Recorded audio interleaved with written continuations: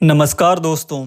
आज का हमारा टॉपिक है भारत का शास्त्रीय नृत्य क्लासिकल डांस ऑफ इंडिया। ये इतना इम्पोर्टेंट टॉपिक है दोस्तों, लगभग हर कॉम्पिटिटिव एग्जाम में इस टॉपिक से क्वेश्चन पूछे जाते हैं और हम इस वीडियो में भारत के सभी शास्त्रीय नृत्य के बारे में डिस्कस करेंगे, प्रसिद्ध कलाकार के बारे में डिस्कस करेंगे, उस नृत्य का क्या इतिहास रहा है इसके बारे में जानेंगे और कुछ महत्वपूर्ण तथ्य जो लगभग एग्जाम में पूछे जाते हैं। यदि आप कॉम्पिटिटिव एग्जाम की तैयारी कर रहे हैं दोस्तों, तो ये वीडियो आपके लिए काफ़ी इम्पोर्टेंट है। चलिए वीडियो की शुरुआत करते हैं। सबसे पहले हम जानेंगे भारत में नृत्य के कितने प्रकार हैं। दोस्तों, भारत में नृत्य को मुख्यतः दो भागों में बांटा गया है। पहला शास्त्रीय नृत्य, जिसे इंग्लिश में क्लासिकल डांस कहते हैं, और दूसरा लोक नृत्य फोक डांस। शास्त्रीय नृत्य जो निश्चित नियमों और विशेष प्रशिक्षण के साथ सीखा जाता है।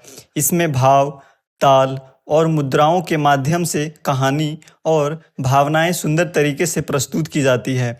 एग्जाम्पल भरतनाट्यम, कथक, कुचिपुड़ी। दोस्तों, भारत में कुल 8 शास्त्रीय नृत्य हैं, लेकिन कहीं कहीं आपको 9 देखने को मिल सकता है। इसका कारण ये है कि इंडिया का संगीत नाटक एकेडमी के अनुसार 8 मुख्य शास्त्रीय नृत्य है, लेकिन मिनिस्ट्री ऑफ कल्चर के अकॉर्डिंग भारत में 9 शास्त्रीय नृत्य हैं, जिसमें वो छऊ को भी शास्त्रीय नृत्य मानते हैं, लेकिन 8 को ज़्यादा मान्यता प्राप्त है। अगला क्या है? लोक नृत्य। ये नृत्य ग्रामीण जीवन, त्योहारों और रीति रिवाजों को दर्शाता है। इसमें प्रशिक्षण की आवश्यकता नहीं होती है। दोस्तों, लोक नृत्य को सीखने के लिए किसी विशेष प्रशिक्षण की आवश्यकता नहीं होती है। लोग इसे आमतौर पर सामूहिक रूप से करते हैं, जैसे कि भंगड़ा, गरबा, डांडिया, घूमर और लावनी। चलिए आगे बढ़ते हैं। सबसे पहले हम पढ़ेंगे भरतनाट्यम के बारे में। भरतनाट्यम का संबंध तमिलनाडु राज्य से, कहाँ से है दोस्तों? तमिलनाडु से। आपको ये ध्यान रखना है। भरतनाट्यम भारत की सबसे प्राचीन और प्रमुख नृत्य शैली है, सबसे ओल्डेस्ट है। दोस्तों, भरतनाट्यम भारत की सबसे प्राचीन शास्त्रीय नृत्य शैली है, सबसे प्राचीन, जिसका उद्भव का अर्थ होता है दोस्तों डेवलप। तमिलनाडु के मंदिरों में हुआ और यह भक्ति रस पर आधारित है। भरतनाट्यम के इतिहास के बारे में बात करें दोस्तों, तो प्राचीन काल में इसे सादिर नृत्य या दासी अट्टम कहा जाता था। दोस्तों, ये दोनों नाम आपको याद रखना है, सादिर नृत्य और दासी अट्टम। यहाँ से डायरेक्ट सवाल पूछा गया है। इस नृत्य का उल्लेख भरत मुनि के नाट्य शास्त्र में भी मिलता है। भरतनाट्यम मंदिरों में देवदासियों द्वारा भगवान शिव की आराधना के लिए किया करती थी। दोस्तों, देवदासी का अर्थ होता है भगवान की दासी। भगवान शिव का एक अवतार है नटराज। उनको वर्शिप करने के लिए जो मंदिर की महिलाएं होती थी, वो यह नृत्य किया करती थी। 20वीं सदी में प्रसिद्ध नृत्यांगना रुक्मणी देवी अरुंडेल ने इस नृत्य को पुनर्जीवित किया और इसे समाज में मान्यता दिलाई। दोस्तों, रुक्मणी देवी अरुंडेल को आपको ये नाम ध्यान में रखना है, कई बार एग्जाम में ये पूछा जा चुका है। भरतनाट्यम से संबंधित कुछ प्रसिद्ध कलाकार हैं जो एग्जाम में अक्सर पूछे जाते हैं। उनके नाम हैं रुक्मणी देवी अरुंडेल, यामिनी कृष्णमूर्ति, पद्मा सुब्रमण्यम, सोनल मानसिंह, टी बाला सरस्वती, मृणालिनी साराभाई, अल्लारमेल वल्ली, मल्लिका साराभाई। हमारा अगला क्लासिकल डांस है कथकली। कथकली का संबंध केरल राज्य से है। कहाँ से है दोस्तों? केरल राज्य से। कथकली केरल का एक प्रसिद्ध शास्त्रीय नृत्य है। इसमें नर्तक रंग बिरंगे मुखौटे और भव्य पोशाक पहनकर संगीत और अभिनय के जरिए कहानियाँ प्रस्तुत करते हैं, जैसे कि यहाँ पे फिगर में दिखाया गया है। कथकली का इतिहास के बारे में अब हम जानेंगे दोस्तों। कथकली का विकास 17वीं शताब्दी में केरल में हुआ। कहाँ पे? केरल में। इसमें प्रायः महाभारत, रामायण और पुराणों की कथाओं को अभिनय और नृत्य के माध्यम से प्रस्तुत किया जाता है। दोस्तों, महाभारत और रामायण, ये आपको ध्यान में रखना है कि कौन सा ऐसा नृत्य है जिसमें महाभारत और रामायण को डांस के थ्रू प्रेजेंट किया जाता है। वो कौन सा है? कथकली। ओटन तुल्लल गरीबों की कथकली कहा जाता है। ये नाम आपको ध्यान में रखना है दोस्तों। ये कई बार एग्जाम में पूछा जा चुका है कि गरीबों की कथकली किसे कहा जाता है? किसे कहा जाता है? ओटन तुल्लल को। कथकली को राजा कोट्टार ककरा तंपूरन ने लोकप्रिय बनाया। किसने बनाया दोस्तों? तो राजा तंपूरन ने इसे लोकप्रिय बनाया। कथक कली से संबंधित कुछ प्रसिद्ध कलाकार हैं दोस्तों, फेमस डांसर्स हैं जो एग्जाम में पूछे जाते हैं। वो हैं गुरु गोपीनाथ, गुरु कुंच कुरूप, कोटक्कल शिवरामन, कलामंडलम गोपी, रीता गांगुली, कवंगल चथुन्नी पानीकर। ये सारे नाम आपको ध्यान में रखना है दोस्तों, ये एग्जाम में पूछा जाता है। चलिए आगे बढ़ते हैं। अगला शास्त्रीय नृत्य है मोहिनी अट्टम। मोहिनी अट्टम का भी संबंध केरल से है। कहाँ से है दोस्तों? केरल से। मोहिनी अट्टम केरल राज्य का देवदासी नृत्य है जो मोहिनी नामक पौराणिक मायावी स्त्री के नाम पे रखा गया है। आपको देवदासी में बता चुका हूँ दोस्तों कि देवदासी का अर्थ क्या होता है, भगवान की दासी। मोहिनी अट्टम का इतिहास देखते हैं दोस्तों। मोहिनी अट्टम का उल्लेख 17वीं शताब्दी से मिलता है। कब मिलता है? 17वीं शताब्दी में। इस नृत्य का संबंध भगवान विष्णु के मोहिनी अवतार से माना जाता है। ये आपको ध्यान में रखना है। मोहिनी किनका अवतार है? भगवान विष्णु का। त्रावणकोर के महाराजा स्वाति तिरुनेल ने 19वीं सदी में इसे संरक्षण दिया था। मोहिनी अट्टम को पुनर्जीवित करने का श्रेय महान कवि वल्लालथोल नारायण मेनन को जाता है, जिन्होंने केरल कलामंडलम की स्थापना की है। आपको ये नाम ध्यान में रखना है दोस्तों, वल्लालथोल नारायण मेनन। इसने किसकी स्थापना की?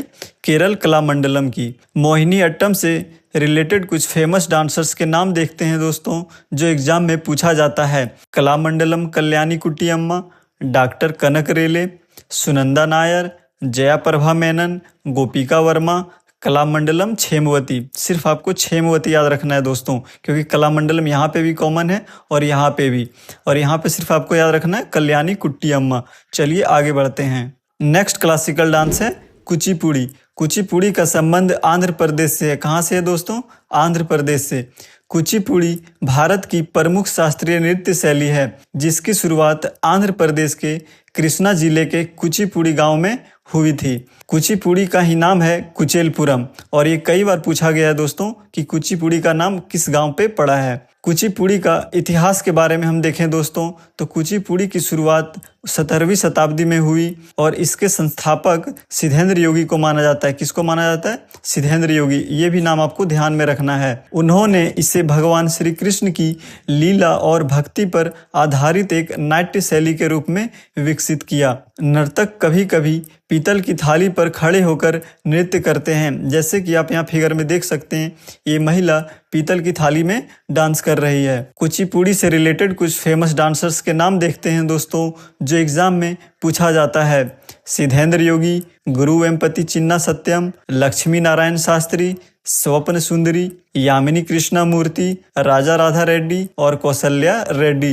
ये सारे नाम आपको ध्यान में रखना है, एग्जाम में यहीं से सवाल पूछे जाते हैं। नेक्स्ट क्लासिकल डांस है ओडिसी। ओडिसी का संबंध कहाँ से? उड़ीसा से। ओडिसी भारत की सबसे पुरानी शास्त्रीय नृत्य शैलियों में से एक है। इसका जन्म उड़ीसा राज्य में हुआ, इसी कारण इसका नाम ओडिसी पड़ा।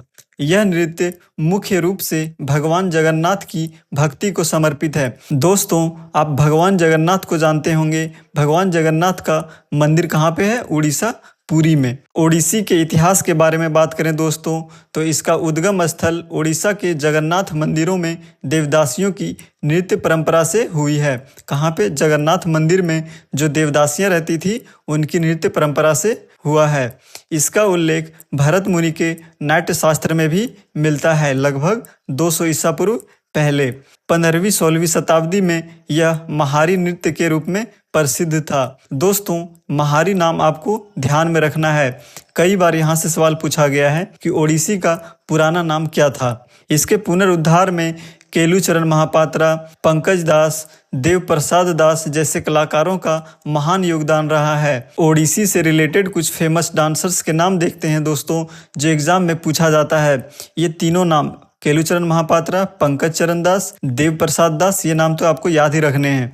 और प्रसिद्ध कलाकार के नाम ये हैं: संजुक्ता पानीग्राही, सोनल मानसिंह, माधवी मुद्गल, इंद्रामणि रहमान, सुजाता महापात्रा, कुमकुम मोहंती। अगला शास्त्रीय नृत्य है कथक। कथक का संबंध उत्तर प्रदेश से है। दोस्तों, आपको कथक और कथकली में कंफ्यूज नहीं होना है। कथक कहाँ का है? उत्तर प्रदेश का। और कथकली केरल का। कथक उत्तर भारत की एक प्रमुख शास्त्रीय नृत्य शैली है जिसका अर्थ है कहानी कहने वाला। कथक का अर्थ क्या होता है दोस्तों? कहानी कहने वाला।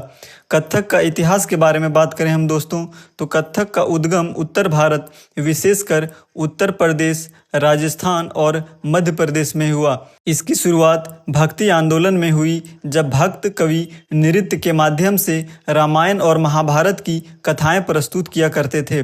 दोस्तों, आपको मैं वीडियो में बता चुका हूं कि रामायण और महाभारत कथकली डांस के थ्रू भी प्रेजेंट किया जाता है और कथक के थ्रू भी प्रेजेंट किया जाता है।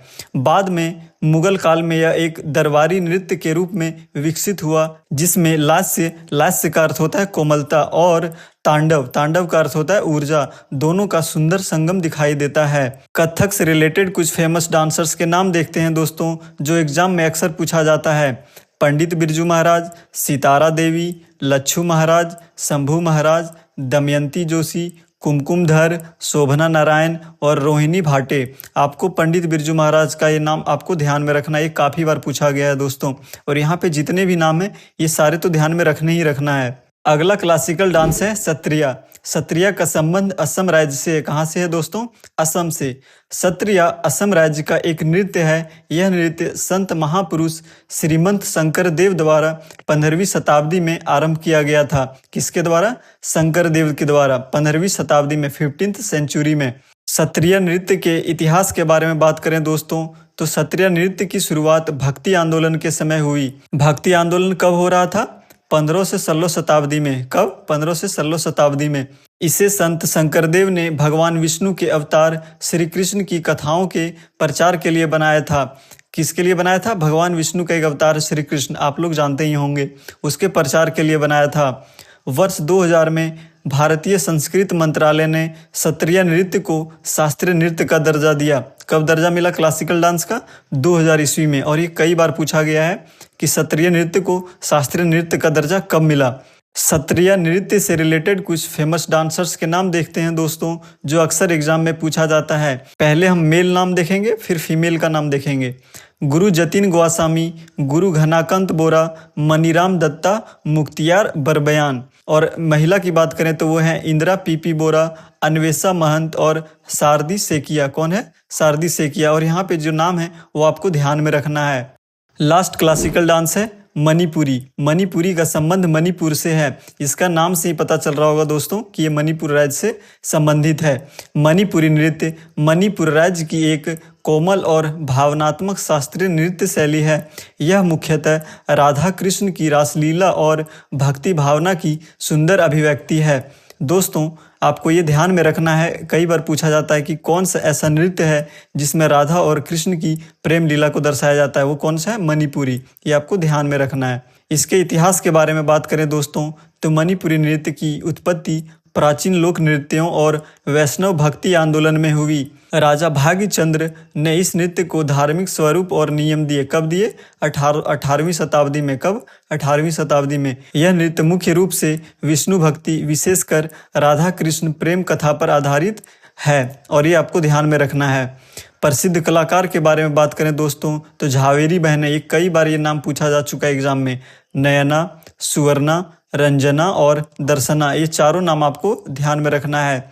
गुरु विपिन सिंह, राजकुमार सिंहजीत सिंह, ये सारे नाम आपको ध्यान में रखना है। दोस्तों, अगर हमारा कंटेंट आपको अच्छा लगा हो तो वीडियो को लाइक, चैनल को सब्सक्राइब एंड शेयर करें। मिलते हैं जल्द अगले टॉपिक के साथ। धन्यवाद।